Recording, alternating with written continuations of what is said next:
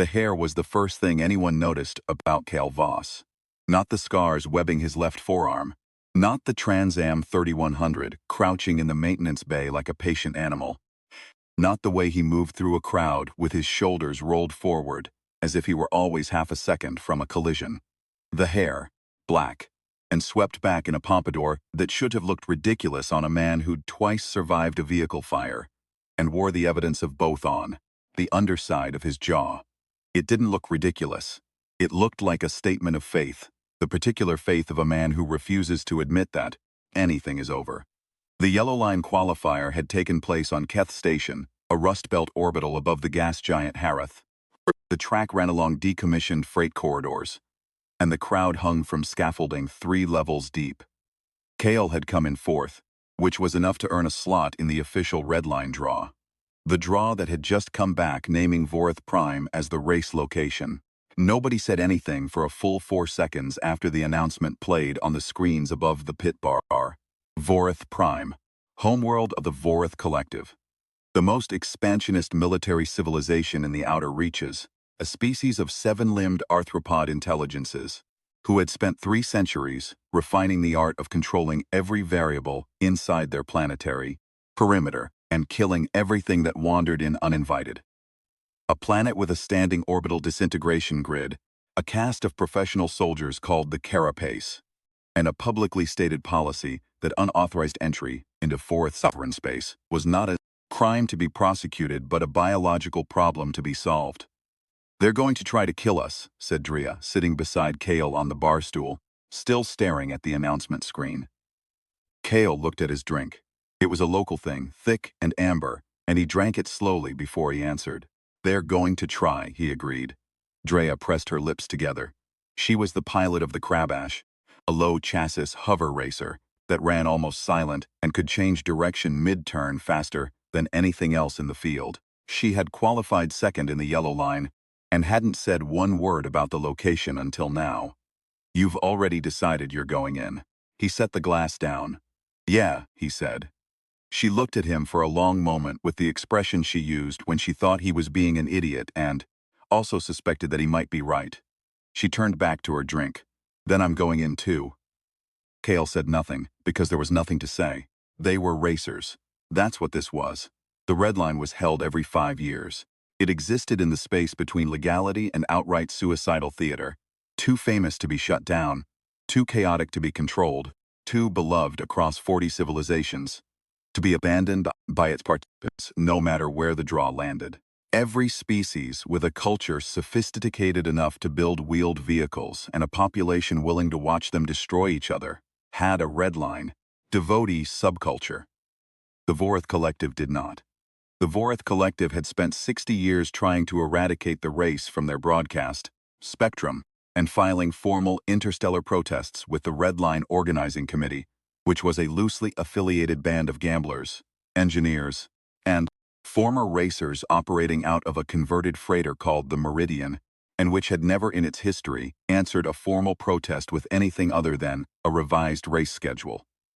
The draw had spoken. The race would run on Vorith Prime in 11 days. 6 Red Line qualifiers dropped out within the first 24 hours, 2 more followed by end of the 2nd day.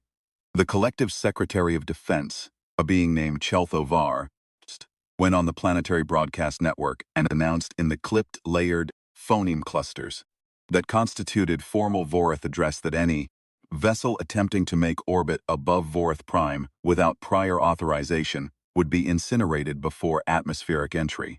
The statement was rebroadcast by 17 interstellar news services and became, according to the same services, the single most effective piece of free advertising in the Red Line Organizing Committee's history. Ticket demand for streaming access tripled in 6 hours. Kale spent those 11 days in the maintenance bay. He wasn't sleeping much. His crew chief, a human named Marta, who had the kind of technical intelligence that expressed itself as perpetual, low-level irritation at everyone around her, was working 18-hour shifts on the Trans Am 3100. The engine was good. It was always good, but it wasn't right for what Vorith Prime was going to ask of it. The track intelligence they'd pulled from the Meridian's data cache showed a course that ran through the industrial underbelly of the collective's first city, Kethovar, through processing chambers and transit corridors, and what the Vorath used as the approximate equivalent of a waterfront. Long straights, tight corners, elevation changes that the Transam's suspension was not naturally suited to handle. Marta had a contact. The contact had an engine. It's TRZ Airmaster spec, she said, laying the manifest on the workbench between them. 35,000 horsepower, give or take. It's been sitting in a private dock on Harhath for 2 years, because the previous owner couldn't find a chassis that could handle the output without coming apart. Kale looked at the numbers. It'll blow. Probably. How probably? Marta picked up her wrench and turned back to the engine bay. I'm not a statistician, she said, was the closest she ever came to admitting she didn't know something. They put the Airmaster in.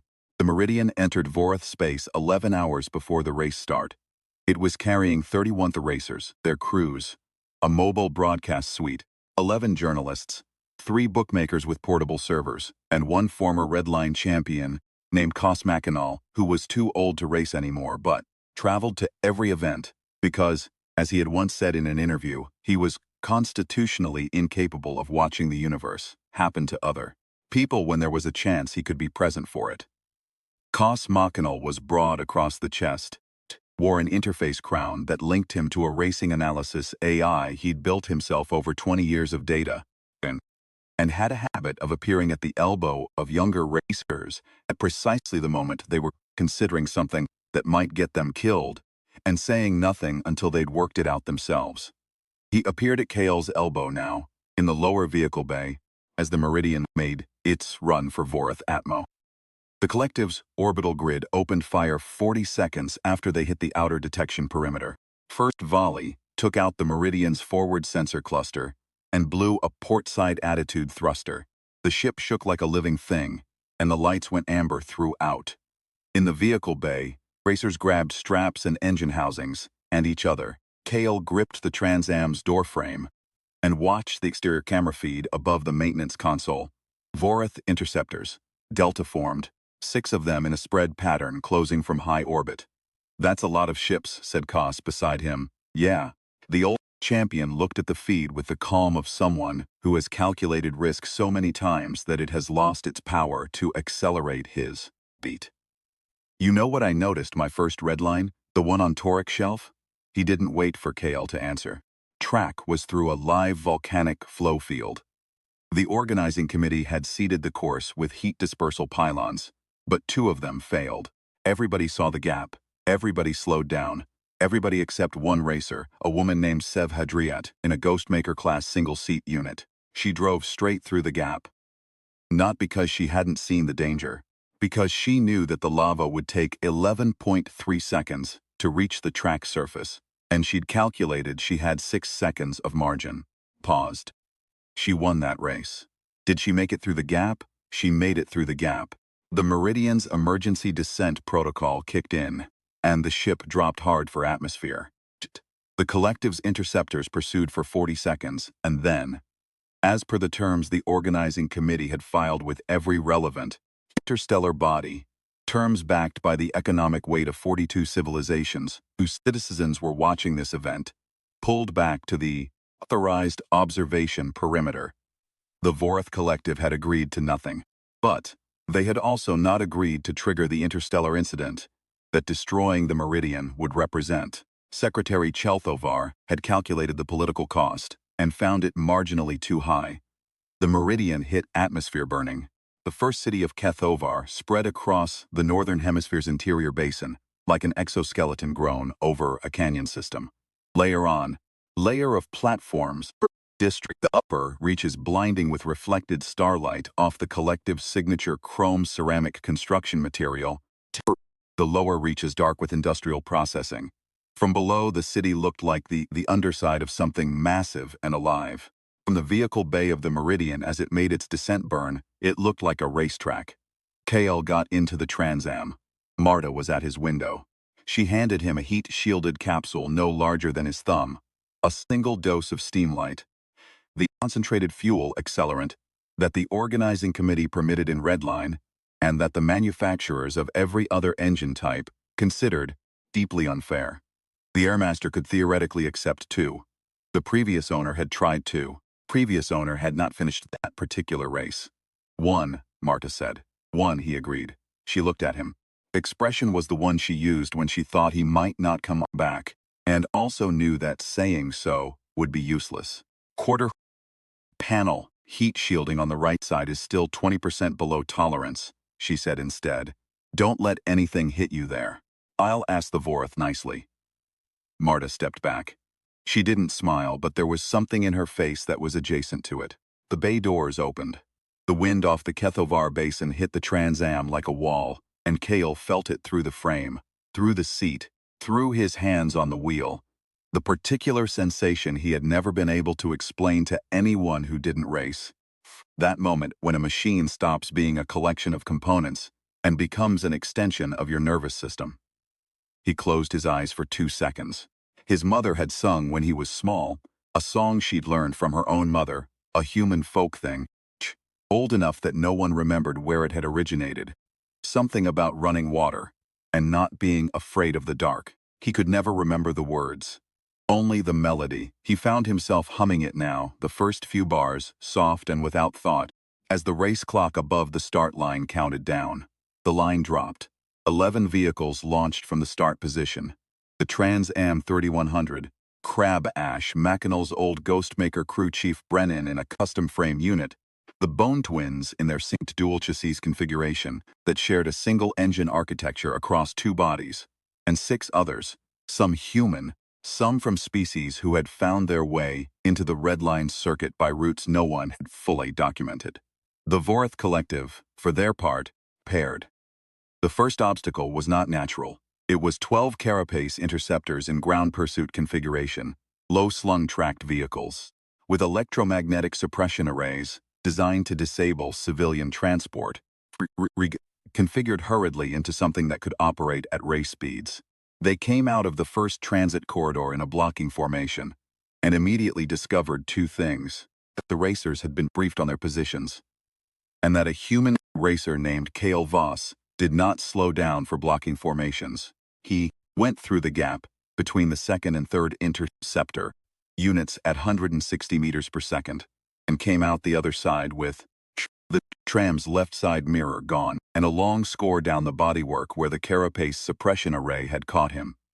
He heard briefly Marta's voice in his earpiece saying something that was mostly profanity, and then he was past the first checkpoint, and the Keth Ovar processing district was opening up ahead of him, wide and deep and industrial and lit, below by the amber heat of the refinery stacks.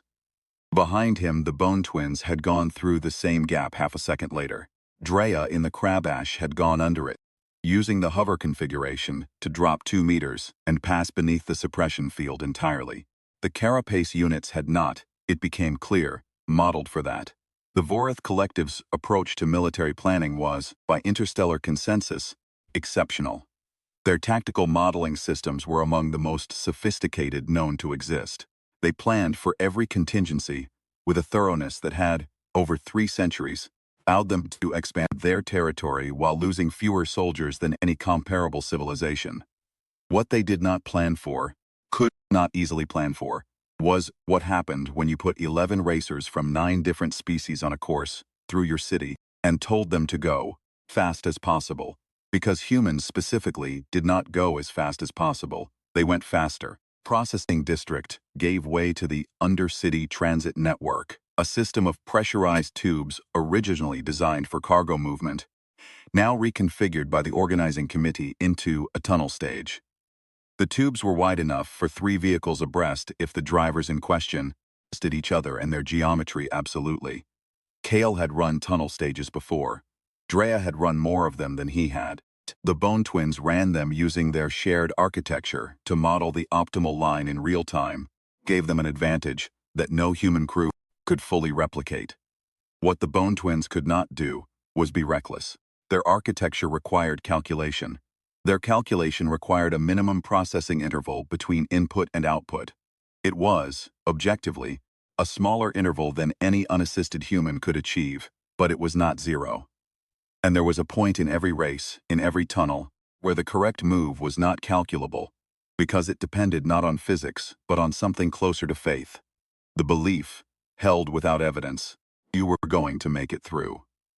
Kale hit the tube entry at speed, and the world went to the particular dark amber of the cargo tube interior, and the sound became a contained roar, and the Trans Am's instrumentation gave him what it could give him: speed, lane position, gap to the vehicles ahead. And beyond that, there was just him and the wheel, and the melody of that half-remembered song his mother used to sing, now, moving through his mind like the thread you pull to find your way back, out of somewhere you shouldn't have gone. He passed the first bone twin at Tube Junction 3. He passed the second at Junction 5. Going around them on the high line through a curve that MARTA's pre-race modeling had rated as 78% successful. The two twins, running their calculations, had modeled it as 61% and taken the low line. Kale had read the modeling. He had also driven that kind of curve 17 times across his career. He took the high line.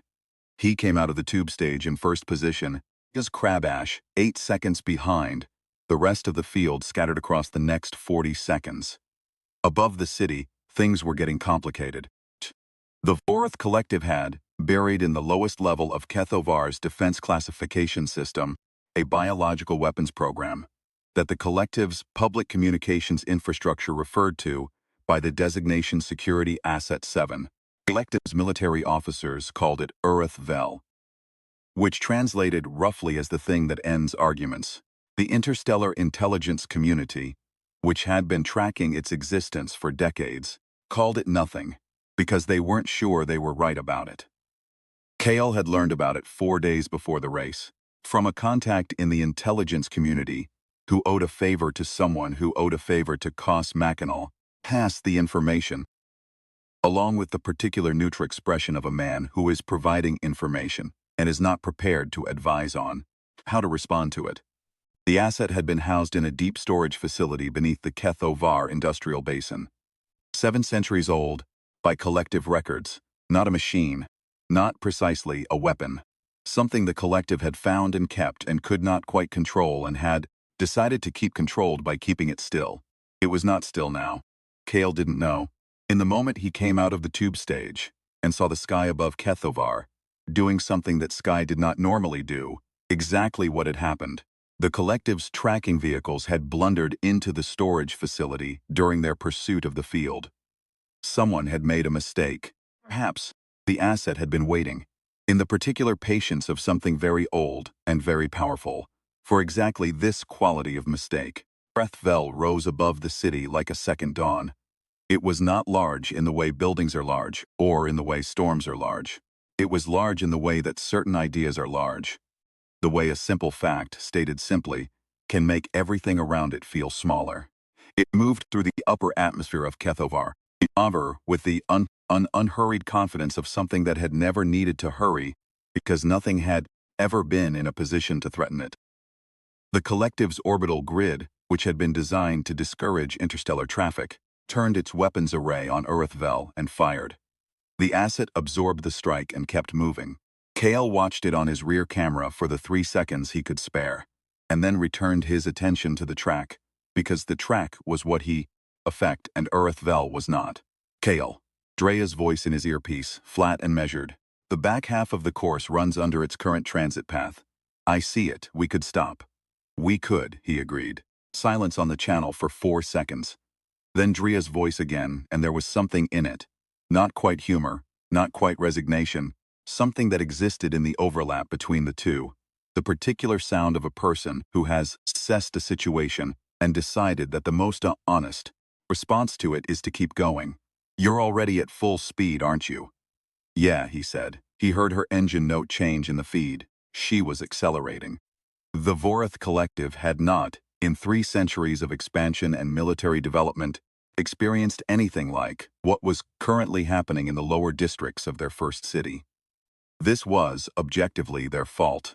The Collective's Secretary of Defense had spent the 11 days before the Red Line preparing countermeasures for 11 racing vehicles piloted by beings who would, he calculated, behave according to rational self-interest when confronted with lethal force. Secretary Chelthavar had modeled for rational self-interest He had not modeled for this.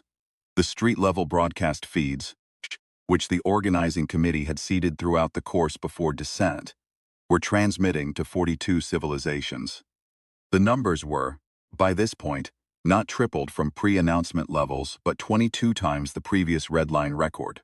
In orbital reception bars, in home media spaces, in the particular communal viewing venues, that every species with a culture sophisticated enough to tell stories had developed, in some form, something in the neighborhood of 400 billion beings were watching 11 vehicles navigate a racetrack on a hostile military world while an ancient weapon of unclear provenance redefined the upper atmosphere.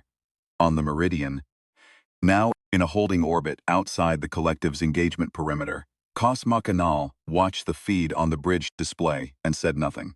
His interface crown fed him the race analytics in real time.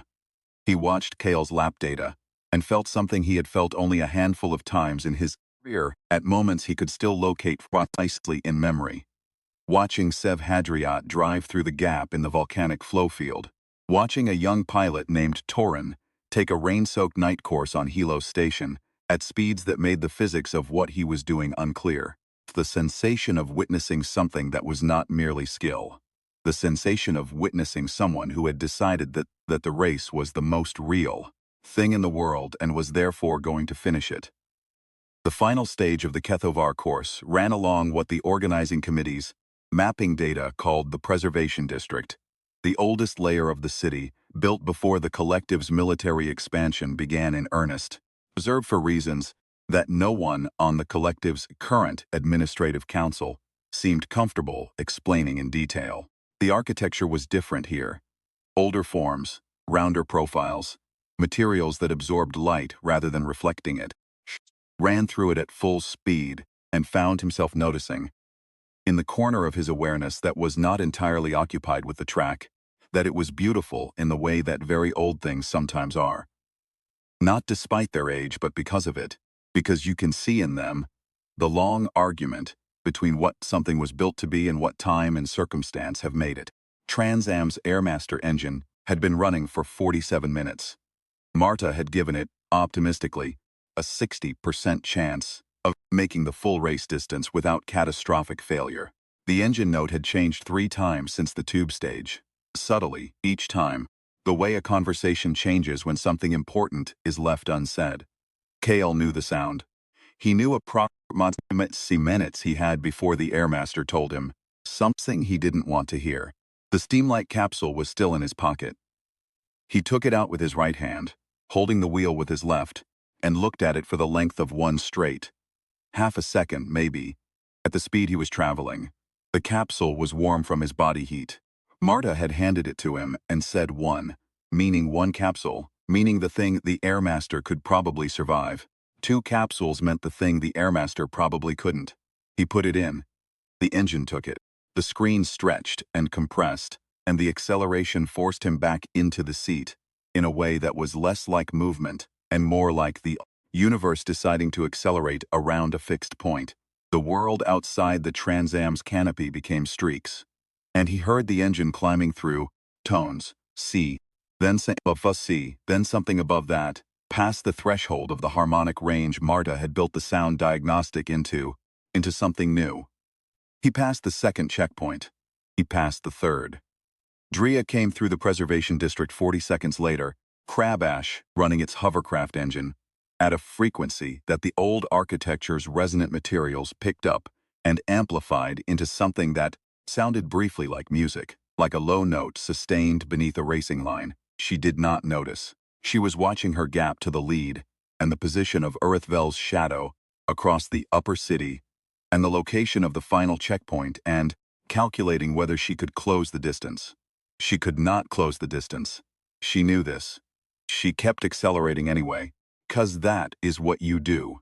Not because the math changes, but because the math is not the only thing that matters. The math tells you what the outcome will be if everything goes as according to the math. It doesn't tell you what happens when someone stops listening to the math and starts listening to something older and less precise. The Vorith Collective's orbital grid fired its second strike at Urthvel when the asset passed the threshold of the upper atmospheric layer. The strike was coordinated, full array, every installation in simultaneous discharge, a display of military capability that Secretary Chelthovar had spent 11 years overseeing the development of, and had never expected to use against something awakened from beneath his own city. The strike was more effective this time. Vel struck simultaneously from 18 angles, lost coherence in the upper mass of its structure, and came apart in a cascade of energy discharge that lit the Kethovar sky in colors that had no names in any language spoken on the planet. The cascade came down across the final kilometer of the Red Line course. Kale saw it on his forward display before he saw it with his eyes, the instrumentation reading the electromagnetic environment and reporting, with the machine's honest neutrality, that what was in front of him was not navigable by any conventional measure. The Trans-Am safety systems began issuing alerts.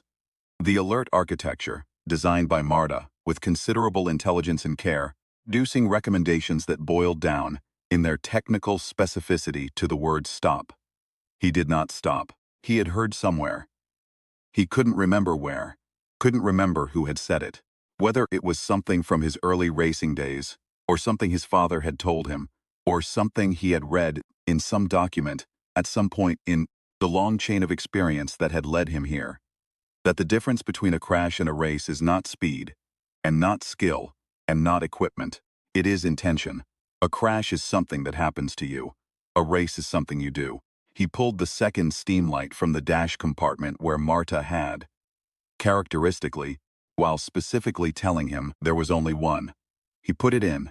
The Airmaster, which had been running at the edge of its designed tolerances for 51 minutes, met the second dose of steamlight the way a very good argument meets a very good counterargument. Not with resistance, but with a kind of recognition, an escalation that understood itself as the logical conclusion of everything that had come before. The engine note went past music and past sound into something that was felt more than heard, a vibration that Kale felt in his teeth and his chest and the backs of his hands. The Trans-Am went through the cascade. The energy discharge from Vel's dispersal hit the vehicle's exterior in 3 separate waves. The first wave took the right side quarter panel, the one Marta had flagged as 20% below tolerance, and sheared it away entirely. The second wave caught the rear stabilizer fin and bent it 40 degrees out of alignment.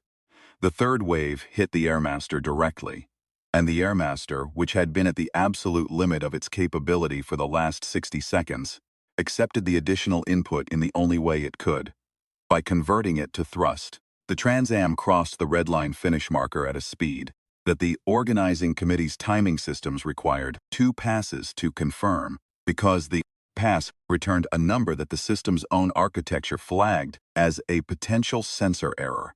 It was not a sensor error. The vehicle came apart 12 meters past the finish. The Airmaster gave out at the precise moment that the rear stabilizer fin, bent and compensating, surrendered to the aerodynamic forces acting on it, and the 2 failures created a cascade that Marta had modeled as catastrophic but survivable, contingent on ejection system function. The ejection system functioned. Kale came out of the Trans-Am in the safety harness, and the harness's deceleration system brought him down through the energy-lit sky above the finish line in a long, slow arc that gave him time to see, below him, the wreckage of the vehicle burning on the Kethovar surface, and the other racers crossing the line in his wake. Drea, the Bone twins, the rest of the field, everyone making it through because the cascade had spent most of its force on the Trans-Am, and what remained was navigable. He saw something else, too. From altitude, the preservation district looked different than it had at ground level. From above, could see the shape of it. The original city plan, laid out by the Vorath before they became the Collective, before the military expansion, before the 3 centuries of disciplined control. A city built for something different than what the Collective had become. Built in circles, which the Collective had later converted to grids. Built with open centers, which the Collective had later filled. He thought about that for the length of the arc, and then the deceleration system set him down. The field had gathered at the edge of the finish zone. Racers from 9 species stood in the ambient glow of the Kethovar city lights, Residual energy discharge still cycling through the upper atmosphere, and nobody said much because there wasn't much to say. The kind of thing that had just happened did not benefit from immediate narration. It would be narrated extensively, 42 civilizations broadcast networks for the next several years. Right now it was just experience, raw and close, and the people who had been inside it were probably still in the process of understanding what it had cost them and what it hadn't. Drea found Kale at the edge of the group. She had a small cut above her left eye from something that had come through the crab ashes canopy in the final cascade, and she was holding a rag to it with the methodical inattention of someone who has sustained minor injuries often enough that they've stopped commanding foreground priority. "Your car's on fire," she said. "I know. Marta is going to be very unhappy." "I know." She looked at him. Expression was complicated, in a way he recognized. The particular complexity that comes after fear is finished. And before the body has fully accepted that it's done, you put the second one in. He didn't deny it. You knew it was there. Marta always puts a second one. Drea absorbed this. She turned to look at the burning Trans Am. After a moment she said, quietly and without particular drama, "You are the most infuriating person I have ever raced." Kale looked at the fire. The melody from that old song was still moving through the back of his mind. The melody without words. The thing his mother had sung that had outlasted all the specific facts of his childhood by decades. He was very tired. He was also, and he recognized this as information worth noting, alive. "Yeah," he said, "but I finished." 3 days later, the Vorith Collective filed 14 separate formal protests with the Red Line Organizing Committee. Secretary Chelthovar gave a press address in which he characterized the race as an unacceptable violation of planetary sovereignty and a destabilizing influence on regional security protocols. The organizing committee acknowledged receipt of the protests with their standard reply was a revised race schedule and a broadcast archive of the event with complementary access codes for collective educational institutions. Broadcast archive set records on 42 civilizations. On Harith Station, in the lower maintenance bay that Marta had already begun converting into the starting point for the Trans Am 3200, KL sat on a workbench and watched the first 3 minutes of the broadcast. He watched himself come off the start line. He watched himself go through the carapace formation gap. He watched the Bone Twins take the low line through the tube junction while he took high one. Then he turned it off because he had been there and knew how it ended. And watching yourself do something was not the same as doing it, and he was more interested in what came next. Marta came in with the engine manifest for the 3200 and dropped it on the bench beside him without preamble. "The Airmaster spec was discontinued after the last manufacturer's test," she said. "There's a successor design, higher output ceiling. They say it's more stable." Kale picked up the manifest. "They always say it's more stable," he said. "They're usually wrong," she agreed. He read the numbers. The output ceiling on the successor design was in fact higher. The stability rating was in fact probably optimistic. The weight was about right. The dimensions would need adjustment to fit the 3200's bay configuration, which would require modification to the bay, which would require 3 weeks of work that Marta had already. He noted from the attached schedule, begun planning. He put the manifest down. Outside the bay, Harith's amber light was coming through the high windows at the angle it reached in late afternoon, catching the dust in the air the way light does when it's at the right angle, making visible all the things that are always there but usually invisible, suspended between the floor and the ceiling of the world. He picked up a wrench and got to work, somewhere in the upper atmosphere of Kethovar. In the patterns of energy still cycling from the Urithvel dispersal, something persisted that the collective's instrumentation could not categorize. Not the asset itself, that was gone, in the way that very old things go, not destroyed so much as concluded, but something in the wake of it, a frequency, a residue. The collective scientists filed reports on it for 3 years and never agreed on what it was. The most compelling hypothesis, advanced by a junior researcher named Tethovan, and later published in the collective's primary scientific journal, was that it was the harmonic signature of 11 vehicles crossing the preservation district at high speed. resonating with the old architecture, reinforcing itself through the atmospheric energy cascade, and achieving a duration that the physics of the event alone could not explain. As district's materials were very old, they had been built to carry sound forward, to make certain vibrations persist. 11 racing vehicles, traveling at race speed, had played through Old City like strings across an instrument. What remained was not noise. It was, Tefan argued in the paper, more accurately described as a song.